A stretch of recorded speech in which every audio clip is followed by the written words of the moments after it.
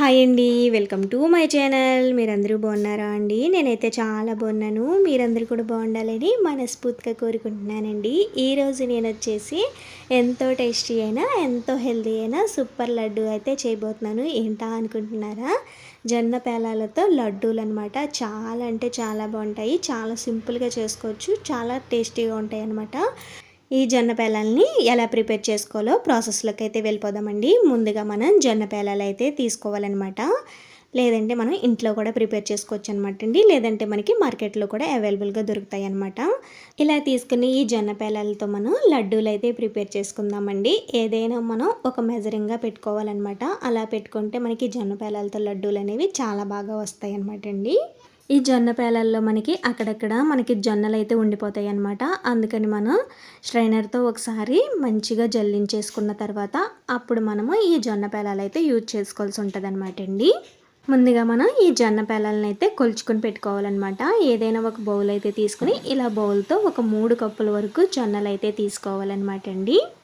ఇప్పుడు మనము స్టవ్ అయితే వెలిగించుకుని ఇప్పుడు ఇందులోకి మనము ఏ బౌల్తో అయితే జొన్న పేలాలు కొలుచుకున్నామో సేమ్ అదే కప్పుతో 1 కప్పు వరకు బెల్లాన్ని అయితే వేసుకోవాలండి. ఇలా 1 కప్పు వరకు బెల్లం తురువు అయితే వేసుకున్న తర్వాత ఇప్పుడు ఇందులోకి ఒక 1/2 కప్పు వరకు వాటర్ అయితే వేసుకోవాలండి. ఇలా వాటర్ కూడా వేసుకున్న తర్వాత మనం ఈ బెల్లం మొత్తాన్ని కూడా కరగనివ్వాలండి. బెల్లం అంతా కరిగిన తర్వాత మనం ఈ బెల్లాన్ని ఒకసారి వడకట్టేసుకోవాలన్నమాట. ఎందుకంటే మనకి బెల్లంలో నలకలు ఇవన్నీ ఉంటాయి కాబట్టి ఒకసారి స్ట్రెయిన్ చేసేసుకుంటే మనకి నీట్గా ఉంటుంది అనమాట అండి. చూసారు కదా, మనకి బెల్లం మొత్తం కూడా కరిగిపోయింది కదా. ఈ విధంగా కరిగిపోయిన తర్వాత ఇప్పుడు మనము ఒకసారి అయితే స్ట్రెయిన్ చేసేసుకుందామండి. ఇప్పుడు మనం స్ట్రెయిన్ చేసేసుకున్న తర్వాత మరి స్టవ్ వెలిగించుకుని కడాయి అయితే పెట్టుకుని ఇప్పుడు ఇందులోకి బెల్లం పాకాన్ని అయితే వేసుకోవాలండి. ఇలా వేసుకున్న తర్వాత మంట అనేది హై ఫ్లేమ్లో పెట్టుకుని మంచిగా పాకాన్ని అయితే రానివ్వాలన్నమాట. మనకి బెల్లం పాకం అనేది తొందరగానే వచ్చేస్తుంది, ఎక్కువ టైం కూడా పట్టదనమాట అండి. మీరు మరి వాటర్ అనేది ఎక్కువగా వేసేస్తే కాస్త టైం పడుతుంది అనమాట. చూసారు కదా, మనం బెల్లం పాకం వచ్చే లోపల ఒక బౌల్తో ఇలా వాటర్ అయితే పెట్టుకోవాలన్నమాట అండి. ఎందుకంటే మనం పాకం చెక్ చేసుకోవడం కోసం అనమాట అండి.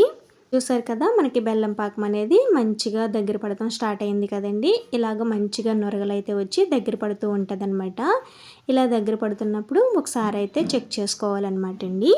ఇప్పుడు మనము కొంచెం అంత బెల్లం పాకాన్ని అయితే తీసుకుని మనం వాటర్ బౌల్ అయితే పక్కన పెట్టుకున్నాం కదండి. ఈ వాటర్ బౌల్లోకి అయితే వేసుకోవాలండి. ఇలా వేసుకున్న తర్వాత ఇప్పుడు మనము ఇలాగ చేతి వేలతో మంచిగా దగ్గరకంటా చేసుకోవాలన్నమాట. ఈ పాకాన్ని ఇలా చేసుకున్నప్పుడు మనకి ఉండలాగా అయితే మనకి పాకం అనేది రెడీ అయిపోయిందని అర్థం అనమాట అండి. చూసారు కదా, ఈ విధంగా మనకి మంచిగా బాల్ లాగా రెడీ అవ్వాలన్నమాట. ఇలా ఉండలా రెడీ అవుతే మనకి పాకం అనేది కరెక్ట్గా వచ్చిందని అర్థం అనమాట అండి. ఈ విధంగా పాకం అయితే రెడీ అయిన తర్వాత మనం స్టవ్ అయితే ఆపకుండా మిగిలిన ప్రాసెస్ అయితే చేసుకోవాలన్నమాట అండి. మంట అనేది లో ఫ్లేమ్లో పెట్టేసుకుని ఇప్పుడు ఇందులోకి మనము ఒక 1/2 టేబుల్ స్పూన్ వరకు యాలకుల పొడి అయితే వేసుకోవాలండి. అలాగే 1 టేబుల్ స్పూన్ వరకు నెయ్యి కూడా వేసుకోవాలండి. ఇలా నెయ్యి వేసుకోవడం వల్ల మనకి మంచి షైనీతో పాటు చాలా బాగా టేస్ట్గా కూడా ఉంటుంది అనమాట అండి. ఇలా వేసుకున్న తర్వాత మంచిగా కలిపేసుకోవాలి. ఇదంతా కూడా బాగా కలిసే విధంగా ఒకసారి బాగా కలిపేసుకున్న తర్వాత ఇప్పుడు ఇందులోకి మనము పేలాలు అయితే కొలుచుకొని పెట్టుకున్నాం కదండి. ఇప్పుడు ఈ పేలాలను అయితే వేసుకోవాలండి. 1 కప్పు బెల్లం తురుముకి ఇలాగ 3 కప్పుల వరకు జొన్న పేలాలు అయితే వేసుకోవాలండి. ఇలా వేసుకుంటే మనకి పర్ఫెక్ట్గా సరిపోతాయి అన్నమాట. చూసారు కదా, ఇలా 3 కప్పుల వరకు పేలాలు అయితే వేసుకున్న తర్వాత మంచిగా ఒకసారి బాగా కలిపేసుకోవాలండి. ఈ బెల్లం పాకం అంతా కూడా మనకి పేలాలకు పట్టే విధంగా ఒకసారి అయితే బాగా కలిపేసుకోవాలి. స్టవ్ అయితే ఆపకుండా ఈ విధంగా ఒకసారి కలిపేసుకోవాలండి. మనకి పాకం అంతా కూడా ఈ జొన్న పేలాలకి పట్టే విధంగా స్పీడ్గా కలుపుకోవాలి. స్లోగా ఉండకూడదు అనమాట అండి. చాలా స్పీడ్గా కలిపేసుకోవాలి, లేదంటే మనకి దగ్గర పడిపోతుంది అనమాట అండి.